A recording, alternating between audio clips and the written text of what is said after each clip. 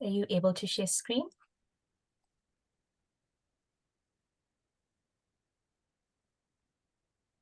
Sorry, would you like me to start? I can. Yes, please. Sirine, if you're able to share screen, that Yes. would be great. Okay, great. Thank you. Oh, I see someone else sharing. Awesome. So as I mentioned, folks, I do apologize for the technical challenges we've had, but I hope we can have a smooth running going ahead. As I said, today's webinar will be unpacking the zero draft, which is the first draft of the treaty text. And I think before we can begin, we can go through a few housekeeping matters. So next slide, please, Kareem. Okay, so our speakers for today are Sirine Rached, as well as Semee Rhee. And I will take you through a much more deeper introduction of them in a bit, but if we can go on, please. Okay, we do have French interpretation available. And the way you can access this is by clicking on the three dots at the bottom of your screen and selecting the option of interpretation, and thereafter choosing the language of your choice, either English or French. And that is how you can navigate through the both languages as we go ahead. Next slide, please, Kareem. Okay, great. So to reveal all the various Carissas in the room, I'm going to ask you to please turn on your cameras and show us your real faces. And if we can just have this opportunity to take a group photo, that would be great. So I'll ask Karine to stop sharing for this moment. Okay, if we can all turn on our cameras just for a few seconds. If you are able to, that will be great. There we go. Awesome. So it's great to reveal the faces behind all the different Carissas that we have today. So I'm going to please ask if you can rename yourself once more. That will be great. I'll wait for a few more people to turn on their cameras, and then we shall. Okay, so big smiles, everyone, on the count of 3. 1, 2, 3. Okay, and I have one more window to get through, so bear with me. Okay, on the count of 3 again. 1, 2, 3. Okay. If we can just do one more, just for if anybody was not smiling. 1, 2, 3. Farima has the biggest smile in the world. Thank you. Thank you all so much. You're welcome to turn off camera or keep it on for better engagement. Avez-vous déjà pris la photo? Hi. Oui, la photo a déjà été prise. On a pris 3 photos. Vous avez déjà pris la photo? Oui, on a pris 3 photos. Voilà. C'est bon. Sorry, Marissa. Okay, I'll just remind folks that please, if you are wanting to listen to the session in English, please be sure to select the English interpretation option. But if you are wanting to follow through in French, then also consider selecting the French interpretation option. Both are available for this call. I'm going to now introduce our speakers for today. And then we can begin. All right, so our first speaker for today is Sirine Rached, who is GAIA's Plastic Policy Coordinator.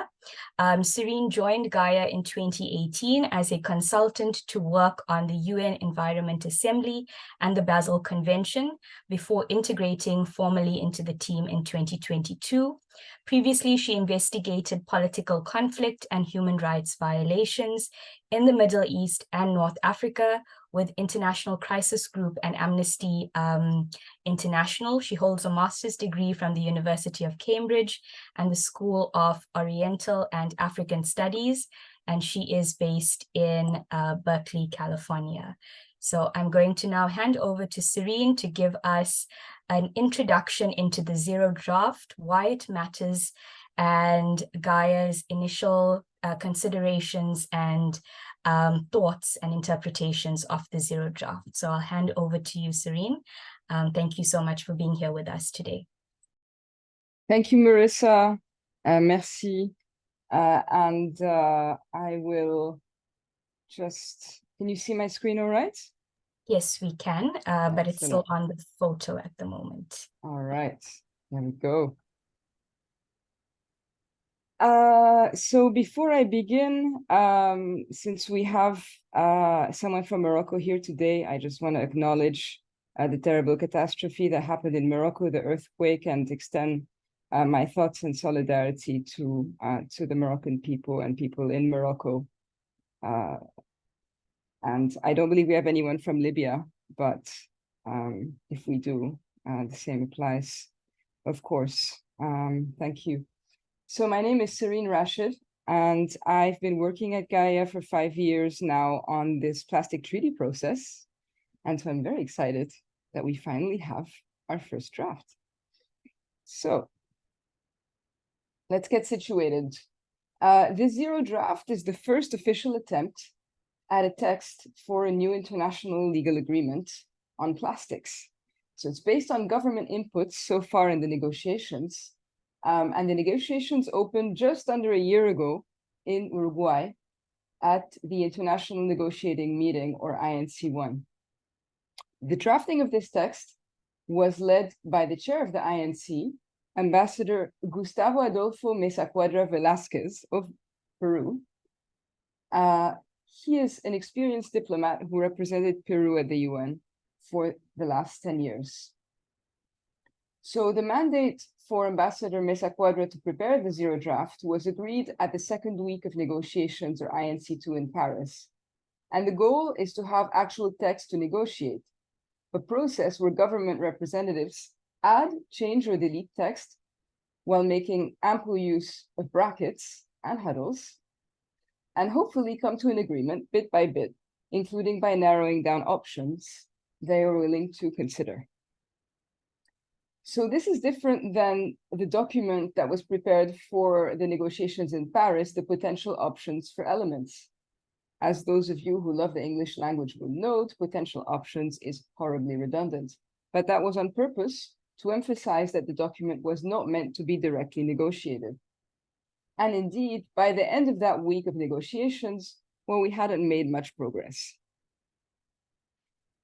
So in terms of content, this zero draft is a well-balanced document that represents the full range of views expressed by negotiators.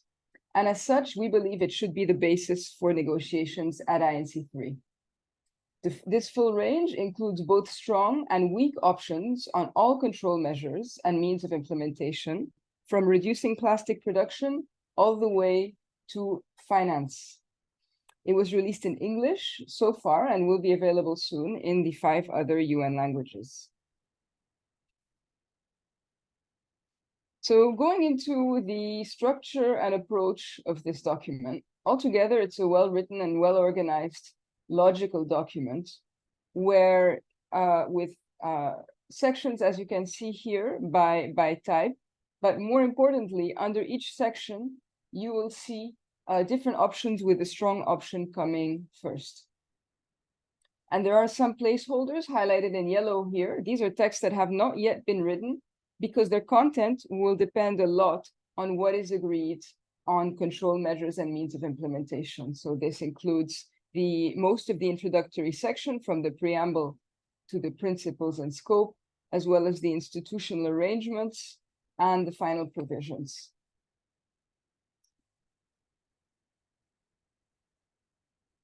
So our preliminary views on substance. What GAIA wants out of this process is a specific convention, which we refer to commonly as a treaty for understanding. But what we don't want is a framework convention like the UNFCCC and the Paris Agreement, because of their obvious failures. So probably people have noticed, these have been the hottest 3 months, the months of June, July, and August on record. And a specific convention has objectives and control measures in the text with some add-ons possible in annexes, which is different than a framework convention where at least some of the important control measures are left to separate protocols.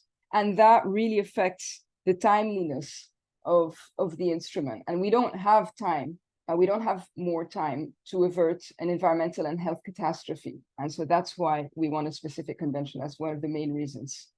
And of course, an international agreement could be a hybrid between both approaches. Now, we're concerned about the zero draft in that respect because some of the provisions are much too broad to work for a specific convention. And so we want to see more details added there. But at the same time, we also defend the inclusion of targets and schedules of criteria and lists that could be updated easily based on involving science and evidence. And that's why we defend the use of annexes in the treaty. And that's because we have clear benchmarks for what the treaty to achieve, both qualitative and quantitative. We want this plastic treaty to protect all 9 planetary boundaries from the harms caused by plastics across their life cycle, or death march, as you prefer. These boundaries include the climate, as we just mentioned, also biodiversity, ocean acidification, ozone layer integrity, freshwater change, nitrogen and phosphorus cycles, air pollution, land system change, and human-made chemicals, also known as novel entities. So that's for the quantitative side. On the qualitative side, we want this treaty to protect human rights across generations. This includes the right to health. The treaty also must include the rights of indigenous peoples. Protéger les droits des personnes autochtones et aussi les droits sociaux des communautés et des travailleurs vers une transition juste.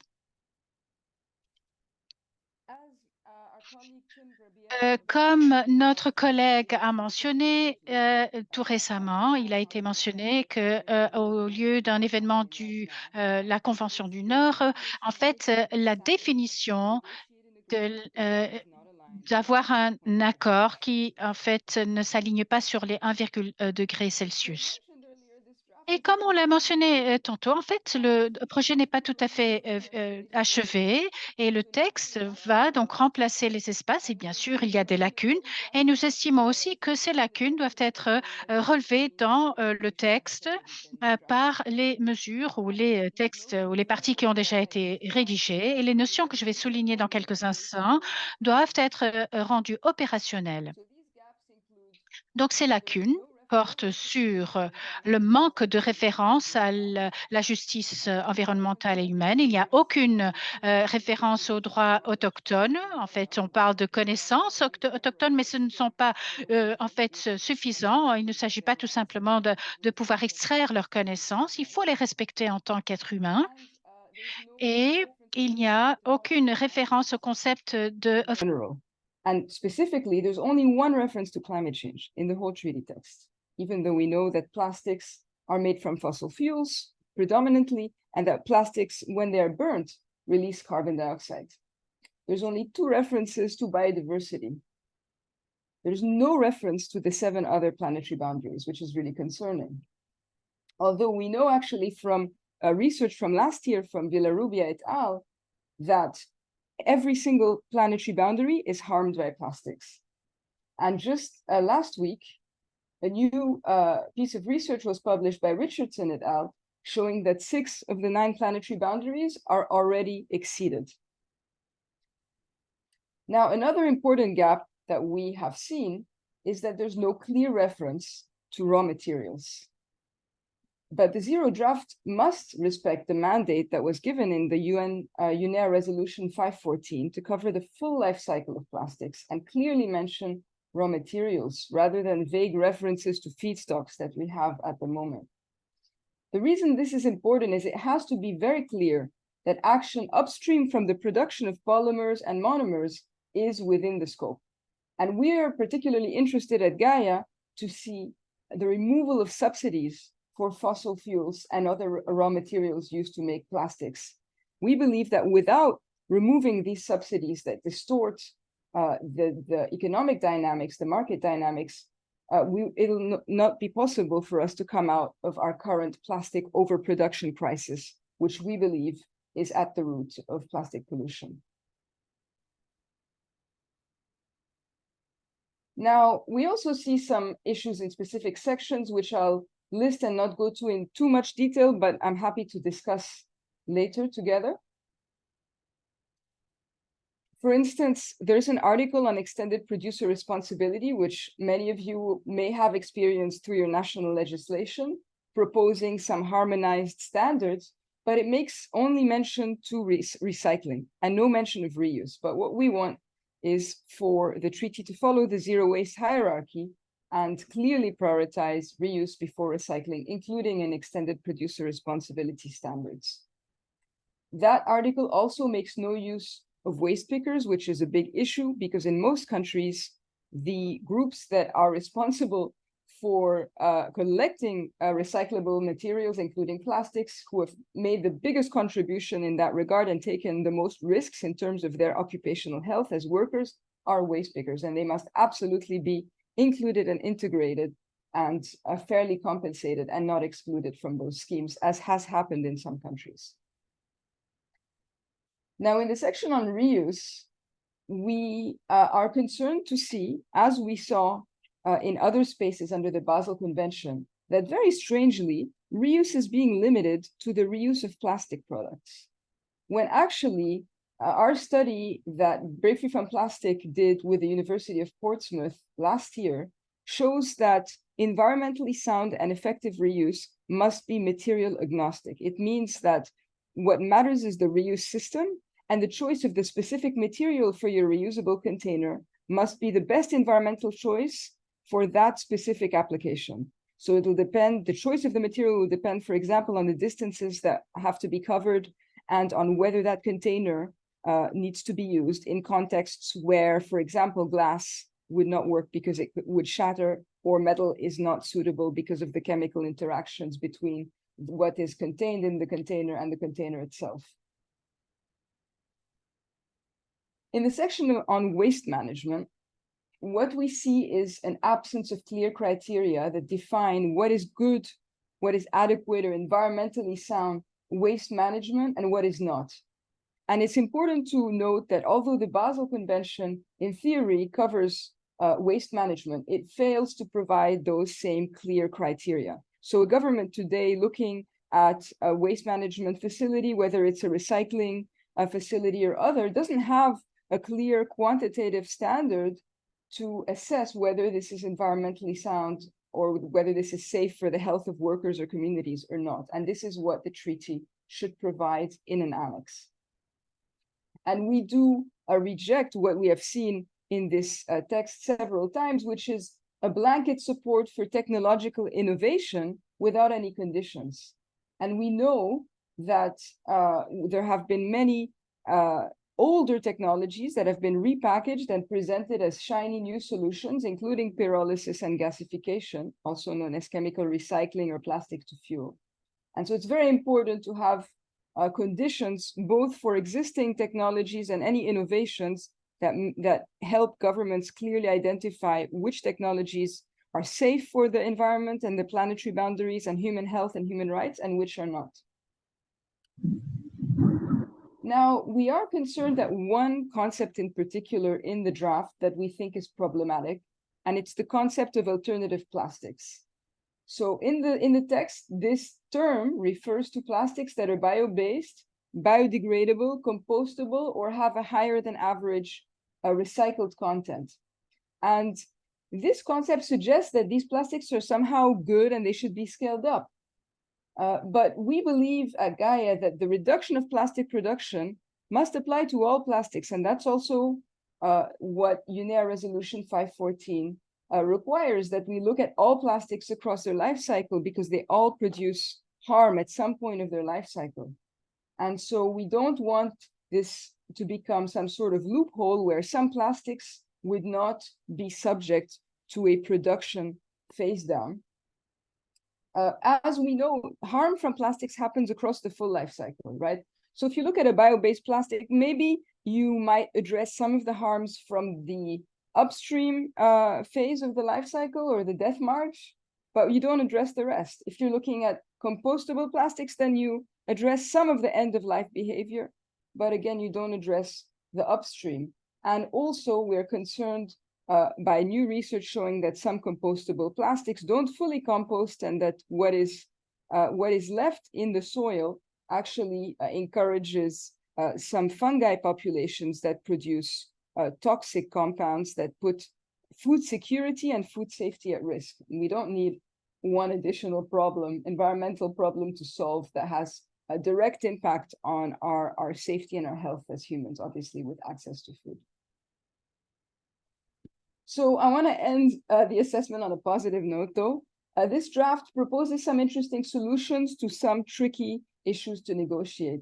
So first of all, it refers to national plans, and these would have both elements of national implementation plans, which is what we want. We want a global agreement that is binding, with binding obligations that states that sign up to the agreement are going to implement at the national level through implementation plans. And it also leaves the door open for some elements that you would find, for example, in national action plans, for example, under the climate agreement, where a government could also talk about other measures that they took on their own initiative that may be effective or not, but they just want to inform the Secretariat about it, inform other states about it. And that's okay for us, as long as the implementation part is there. So we like those national plans.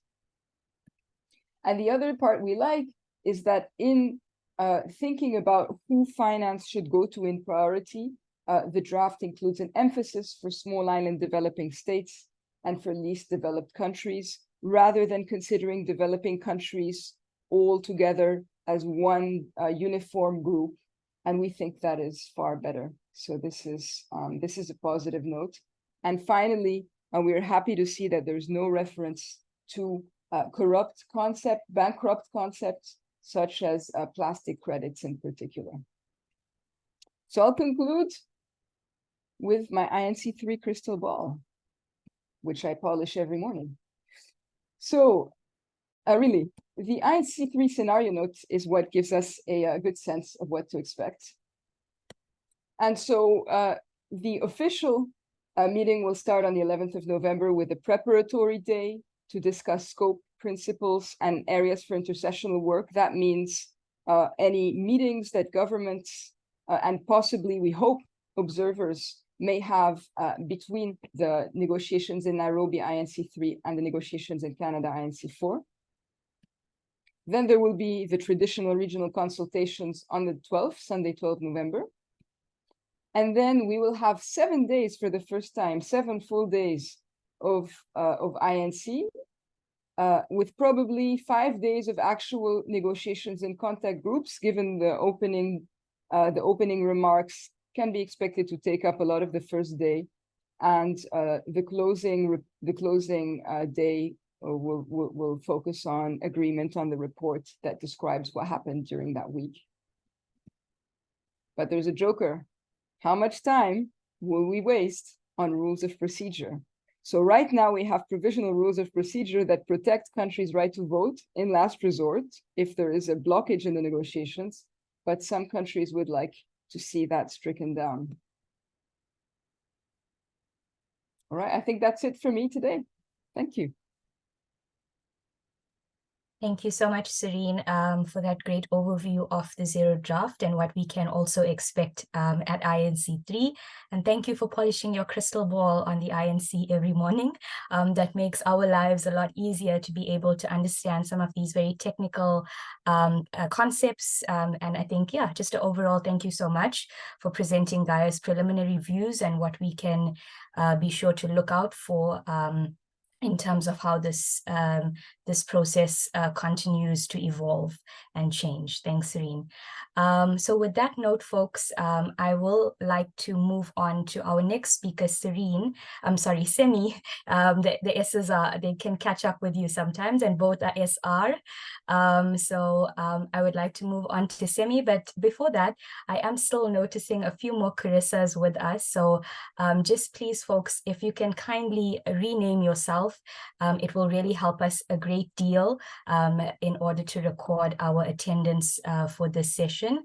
But Semee, on to you. And Semee is the Global Policy Advisor for the Break Free from Plastic movement, Her work focuses on securing a BFFP-wide agreement and strategy on key policy issues and positions that are pertinent to the development of a global agreement to end plastic pollution.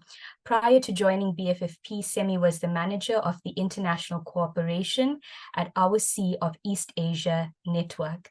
So with that, I would like to invite Semee to present BFFP's preliminary views and priorities for the Zero Draft, and to take us through how we can use this draft as an advocacy tool for civil society lobbying and organizing. If I can please ask Karine to share screen for Semee, that would be great. Thank you, Semee.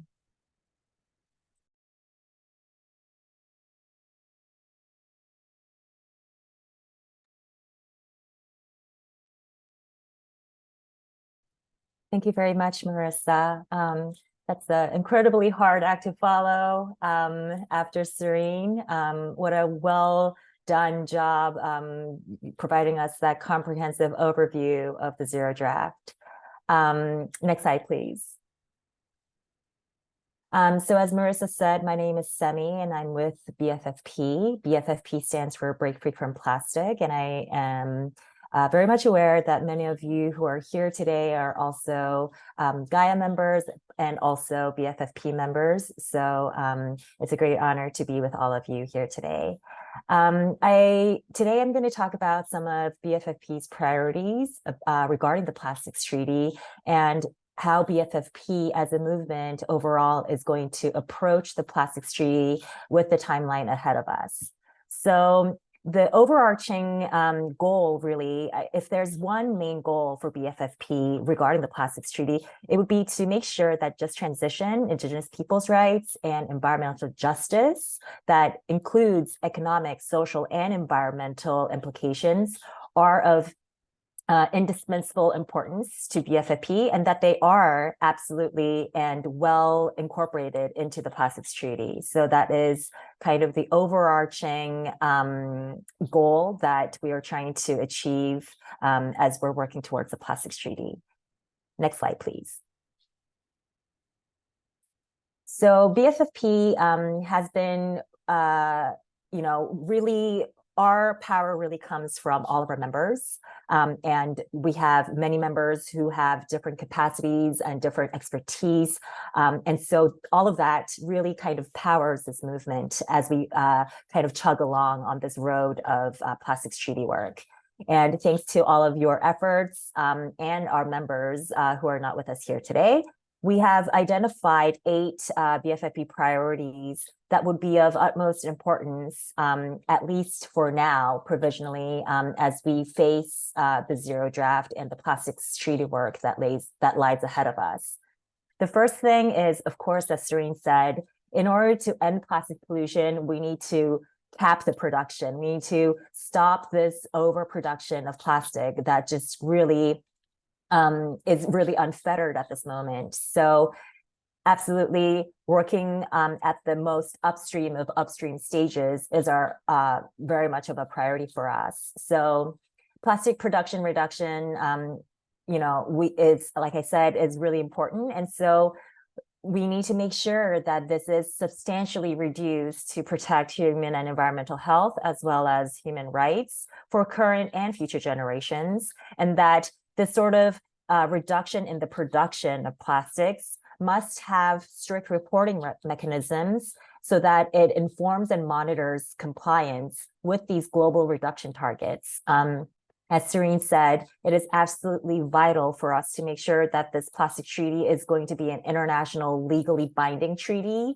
and not just a treaty that relies on the national action plans or national action plans of member states. So sure, national action plans or national implementation plans more so would be great if they are implementing these global targets that are set under the treaty, but without these sort of legally binding global targets, these national action plans would be meaningless because it becomes voluntary in nature, and that is not what we want. And lastly, production reduction provisions should be coupled with these measures that restrict trade of plastic polymers and precursors between parties that sign on to the treaty and parties that don't, to avoid that sort of gap that could potentially build, depending on who the signatories are. Next slide, please. So in addition to reducing plastic production, another thing that BFFP has been very much galvanizing and putting a lot of time and resource around is reuse. As many of you know, reuse is absolutely vital to make sure that we transition out of this very intertwined and very complicated relationship that we have with plastics. And so at BFFP, we our message is that the treaty must prioritize and also implement reuse.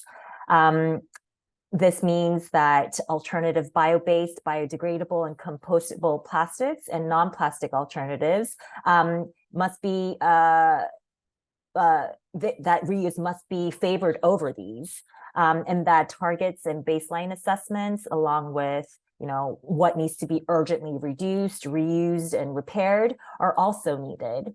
Another thing that's absolutely critical to make sure that reuse is sustainable and can be implemented for a long period of time is these design mechanisms that create these minimum standards and also performance criteria tailored specifically for reuse, and also the definitions that come along with it, so that we're not leaving any sort of ambiguity or any sort of gray area that could easily kind of upend the system or the reuse mainstreaming that we are hoping to envision in a plastic-free, in a future free from plastic pollution. Next slide, please. Another thing that is also of concern for BFFP is chemicals of concern. As you know, plastics are made up of many chemicals. In the last report provided by the BRS Secretariat, there's over 13,000 chemicals that are involved when it comes to plastics, and many of them are hazardous and therefore of concern. So these hazardous and chemicals of hazardous and concerning chemicals must be identified and eliminated throughout the supply chain of plastics. In order for us to make sure that this happens over a long period of time in a sustainable way, there must be transparency and traceability to make sure that the sort of information that is absolutely needed to, further understand the hazardous nature or the characteristics of these chemicals are readily available to not only consumers, but also vulnerable groups like frontline communities, workers, and other stakeholders who are very much in close contact with these sort of chemicals that make up plastics.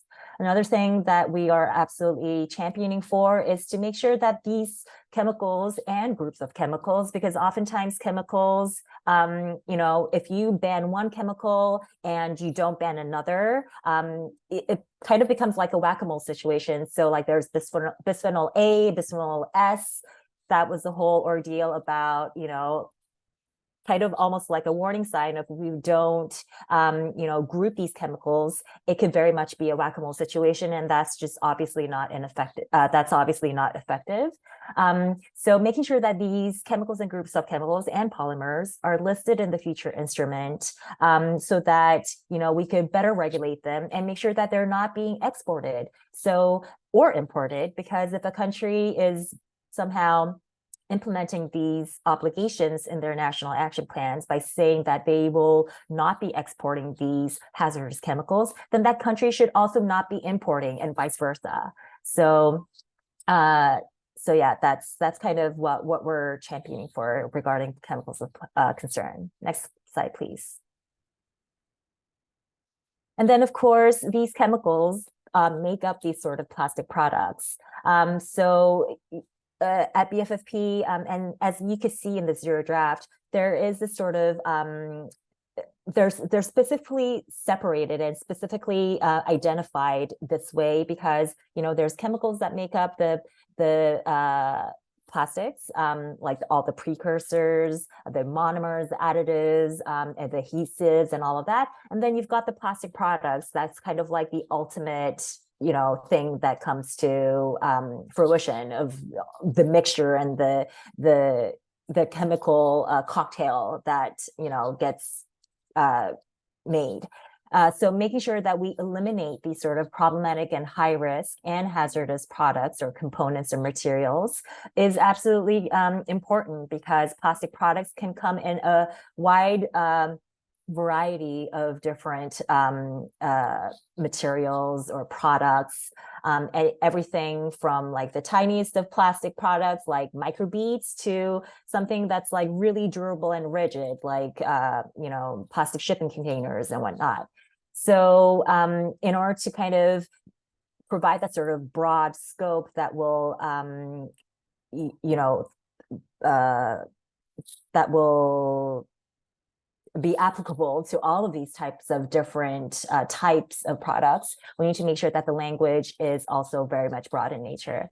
However, despite, you know, despite plastics just being very bad inherently, there should be some sort of limited, time-bound, and use-specific exemptions and phase-outs, because we've been living with plastics for many decades, and you know, it's been so deeply ingrained and infiltrated into many aspects of our lives. And so trying to divorce ourselves from plastics is also going to be quite a challenge, but this needs to be, you know, done so in a very careful manner where you know, we are respecting those sort of very limited exemptions or needs that will be needed as we're, you know, slowly divorcing ourselves with plastics. And of course, effective monitoring and updating this mechanism on non-essential plastics will be very much needed in order to make sure that the plastics treaty is successful. Next slide, please.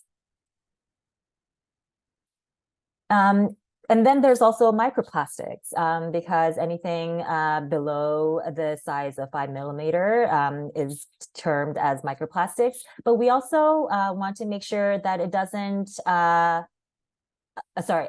anything that's not bigger than 5 millimeter is microplastics. But we don't want to set that sort of lower limit on microplastics, because any shedding from primary plastics become secondary plastics. And then there's also intentionally created microplastics. And so, you know, by setting a lower limit on size, we might be kind of limiting our work here with microplastics. And microplastics is obviously a very much concern for many people, and because of its toxicity and the fact that it's bioaccumulative, and you know, it's hard to detect with the naked eye oftentimes. And so we need to make sure that, you know, what we're dealing with under the umbrella of microplastics is something that is going to be, you know, not limiting in nature in terms of its definition. So a clearly defined subset of microplastics is absolutely needed in the plastics treaty. And then figuring out the sources and pathways where these microplastics are being problematic throughout the life cycle or the death march of plastics is absolutely needed, because we need to make sure where are these leakage points and where are these sources that are, you know, most harmful and you know, devastating. And it's really important for us to be on top of that. And of course, like I said, because microplastics can appear and exist in so many different ways through so many different sources and pathways, a holistic action and prevention at source is of course so much more needed, and then trying to, you know, mitigate it once it's already there out into the environment or in our bodies. Next slide, please. And then, of course, financial mechanism is very much needed to make sure that all of these obligations and provisions that we want in the Plastics Treaty is carried out in a sustainable manner. We need the adequate and the requisite financial resources to make sure that these obligations are going to be met on a global scale, because we need everyone on board with this. This isn't just for developing countries or developed countries. We need everyone, actually the whole 190 plus countries under the UN. It needs to be on board, because this is that big of a deal and that serious of an issue. But of course,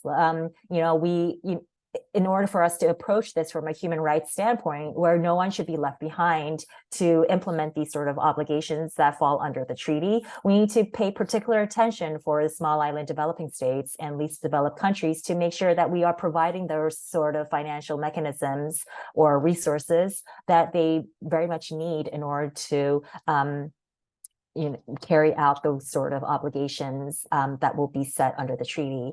And of course, the whole BFFP, along with GAIA, really, too, is that we need to make sure that the mechanism, too, the financial mechanism, needs to adhere to the zero waste hierarchy. So where is this financial resource being prioritized? Where is it going first? Like, how much money is being allocated to a particular activity? All of this is going to matter, and we are championing that this sort of decision must be informed by or be decided according to the zero waste hierarchy. Another thing is that's almost needless to say for us, but we absolutely need to make sure that this gets really, clearly mentioned, is that these available funds must promote and facilitate just transition. And of course, BFFP, and along with GAIA, this is very much of one of our top priorities. Next slide, please. And then lastly, but not least, independent science and technical body is very much important for BFFP. As many of you know, the battle that we're facing regarding the Plastics Treaty is going to be a formidable one, to say the least, with so many industries from all over, not only in the chemical aspect, but also in the oil and gas, FMCGs. So many different corporations, industry are heavily invested and heavily involved in this process. And we need to make sure that sort of conflict of interest is not going to get infiltrated into the final outcome of the treaty. And in order to make sure that to not happen, we need to make sure that whatever independent science and whatever science and technical body this treaty ends up forming, it needs to be independent, and it needs to make sure that that it has these sort of strict implementation mechanisms that is going to address the conflict of interest that might come to the fore, or to even prevent that sort of conflict of interest interfering with the carrying out of the treaty work. And of course, this this science and technical body, which at BFFP we're calling it the Science and Policy Interface, must be inclusive. We need to make sure that we're not only using the best science and available, but we're also leaning on the traditional knowledge and the indigenous people's knowledge and science, and making sure that we're also using local knowledge, and that will be very much important when it comes to making sure that implementation is successful. And the science and policy interface must also be agile. It needs to make sure that it is up to date with some of the more new developments that are going to impact some of the work that the treaty body is carrying out, and be reflective of the current realities that it's working with. So yeah, those are the current 8 priorities for BFFP, and of course these are what we're working with right now. But of course, as we go into the plastics treaty process, as we're there at INCs and the future INCs, and very intently listening as to, what are some of the priorities that we should maybe pivot to, because these are now becoming more, they're catching on with different delegates, and, it's gaining more traction. If there is a particular area of that sort, then of course BFFP will, adequately reflect that sort of kind of new developments into our priorities. But this is the 8 that we're currently working with. So next slide, please.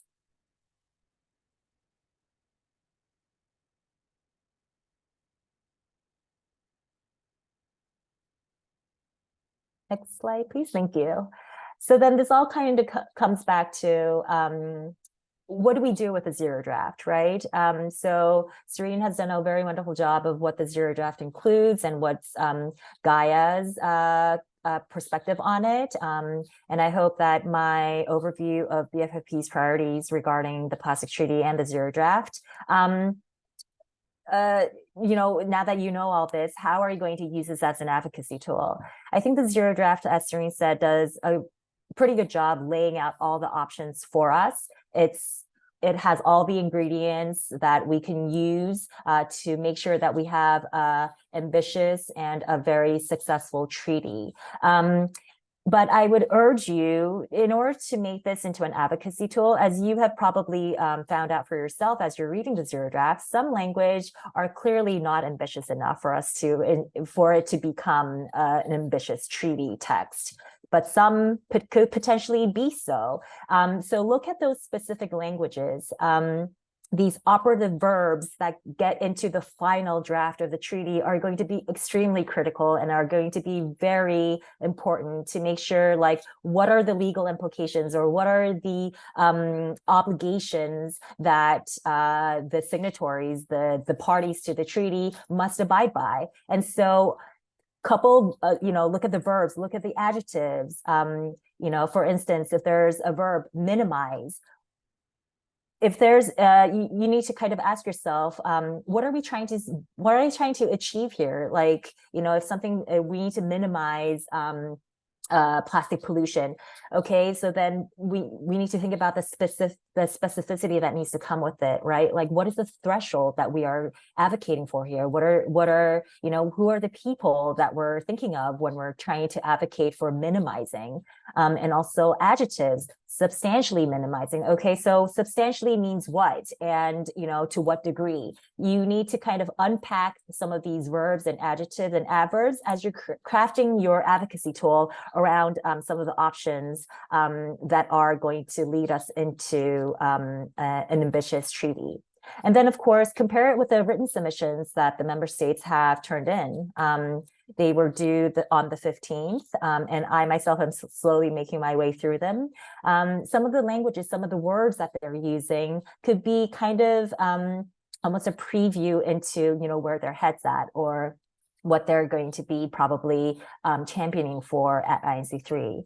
And then, of course, not everyone can have everything that they want. This includes us, this includes member states.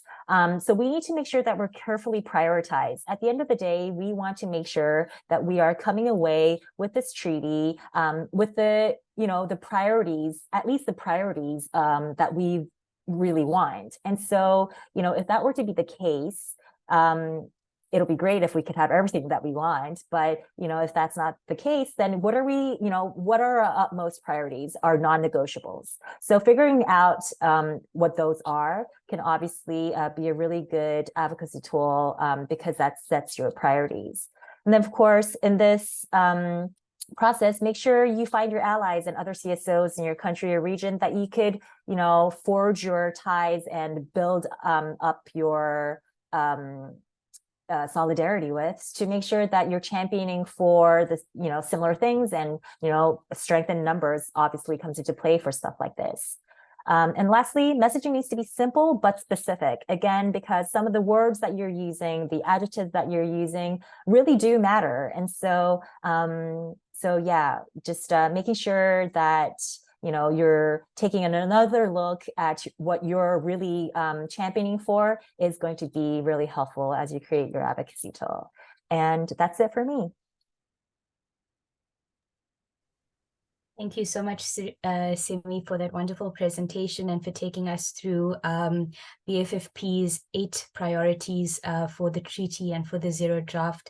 I think they were well outlined and gives us a clear roadmap as civil society organizations as to what to champion in conversation with our governments, in conversation with other CSOs, and in conversation with our allies as to what we really want to champion for the treaty text. So thank you for such a great job.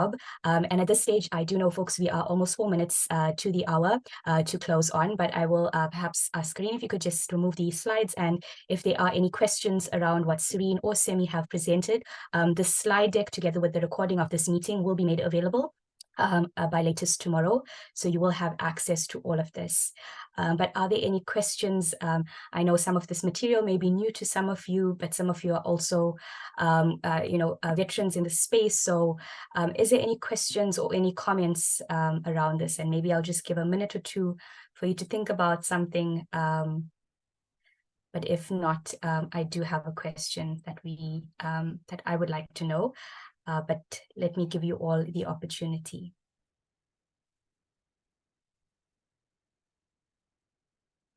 Okay, everyone's very quiet, so that means Semee and Sirine have done a fantastic job at going through the content. Any questions? Okay, I see your hand up, Honorine. Please unmute and feel free to ask your question. Thank you so much to the presenter for informative presentation. Can you hear me? Yes, we can hear you.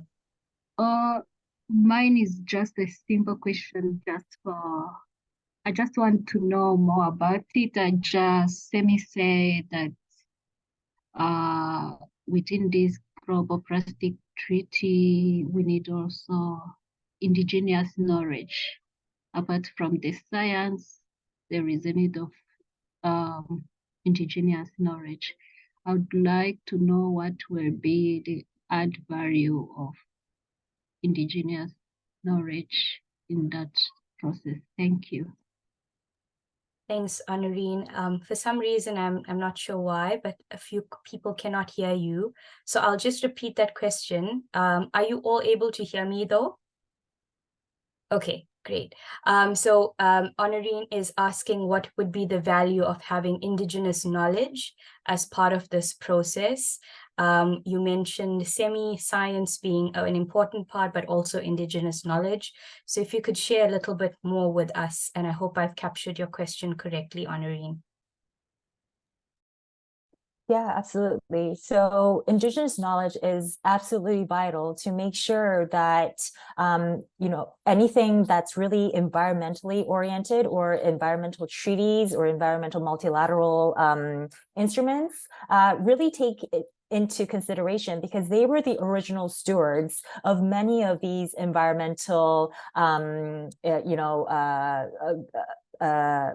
conservation efforts, and how to really kind of exist in harmony with nature as humans. And so that sort of generational knowledge is really almost the cream of the crop when it comes to qualitative data that they have really gathered over many, many years. And to ignore that in the process of a treaty work that ultimately, kind of, if you really think about it in the grand scheme of things, we have these sort of environmental treaties because we want to exist in better harmony and in better coexistence with nature and in the environment. And the indigenous knowledge is absolutely a well of wisdom and so much knowledge that many current or modern day science have often been ignoring in many aspects. And so this is why, in order for us to make sure that we have a sustainable treaty that really respects the environment and human health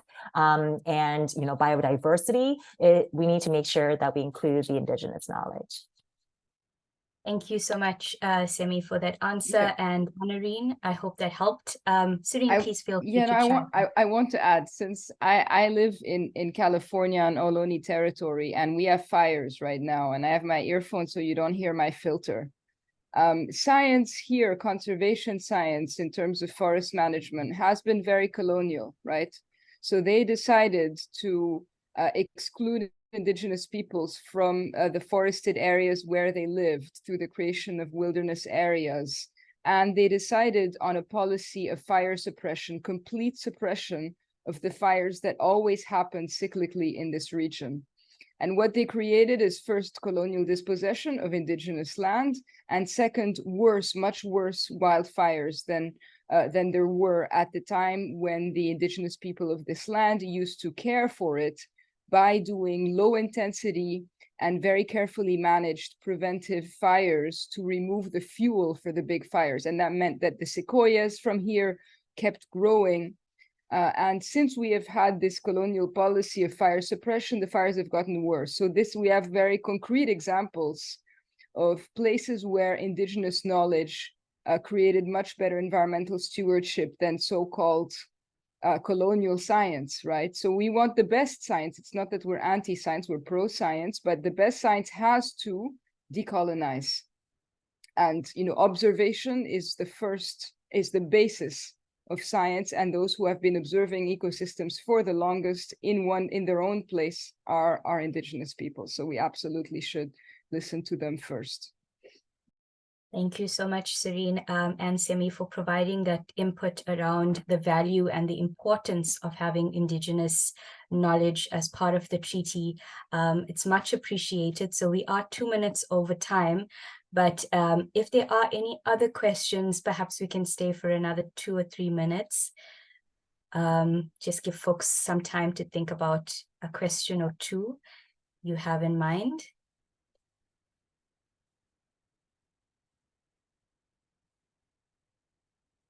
Okay, perhaps just one question. Okay, so no worries.